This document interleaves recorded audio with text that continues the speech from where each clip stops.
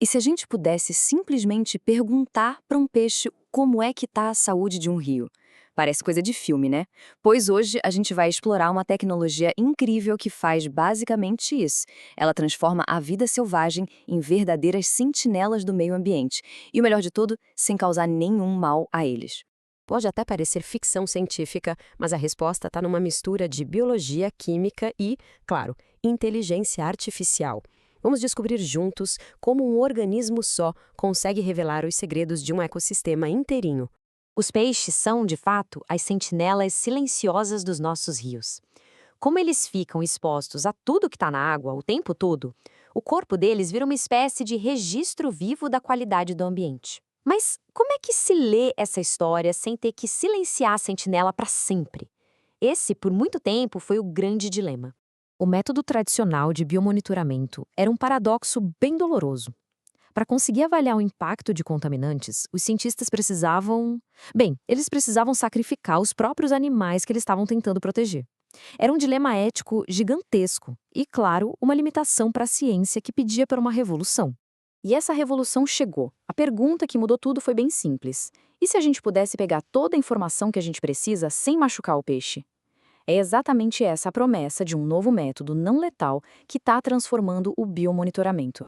O procedimento é surpreendentemente simples e elegante, sabe? Um pedacinho minúsculo da nadadeira de trás é coletado. Para o peixe, é quase como cortar o cabelo. A nadadeira se regenera e ele volta para a água sem nenhum dano. Mas para os cientistas, esse pedacinho de tecido, nossa, é uma mina de ouro de informação. Ok, mas como é que um fragmento de nadadeira vira um diagnóstico ambiental? A resposta está na análise molecular.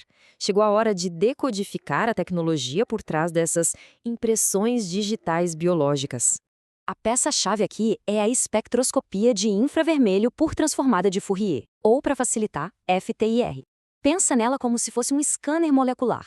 Ela joga uma luz infravermelha na amostra e mede a vibração única das moléculas ali.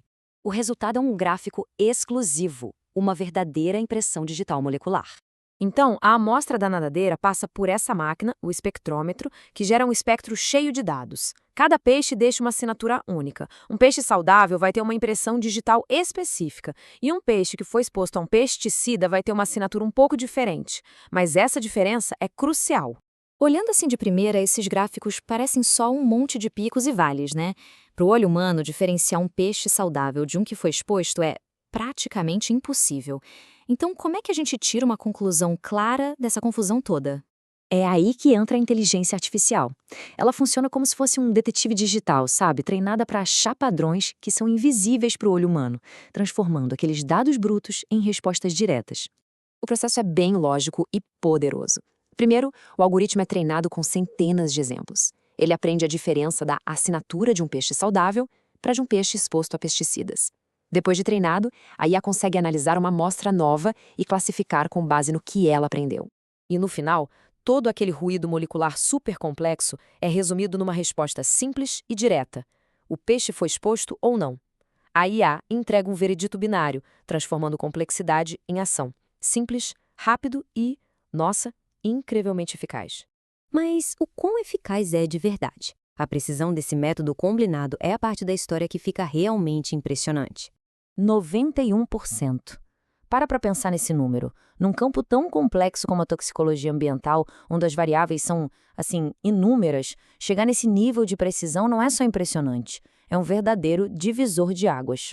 O ponto principal é esse. Em 9 de cada 10 vezes, esse método não letal consegue dizer com segurança se um peixe foi ou não afetado pela poluição de pesticidas. Isso muda o monitoramento ambiental de algo reativo para algo proativo.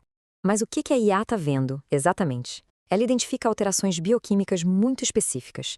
A exposição a pesticidas, por exemplo, causa um aumento de lipídios, que é um sinal de estresse celular. Também provoca mudanças na estrutura e na forma das proteínas. São essas as pistas moleculares que a IA usa para chegar nesse veredito tão preciso. Tá, a ciência por trás é fascinante. Mas qual o impacto disso no mundo real? Porque isso realmente importa para todos nós. A importância é imensa. Primeiro, é um método ético. A gente pode estudar a natureza sem precisar prejudicá-la. Segundo, funciona como um sistema de alerta rápido. Dá para detectar a poluição antes que ela vire uma crise, protegendo não só os peixes, mas ecossistemas inteiros. E por fim, ao proteger nossas fontes de água, a gente está protegendo a nossa própria saúde. E isso tudo nos leva a uma reflexão final, né? Essa tecnologia deu pra gente um jeito novo de ouvir os peixes. Isso abre uma porta fascinante, porque pensem bem, se agora a gente consegue decifrar os avisos silenciosos de um peixe num rio, que outras conversas a natureza está tendo por aí que a gente está só começando a aprender a entender? A possibilidade é tão vasta quanto os próprios ecossistemas.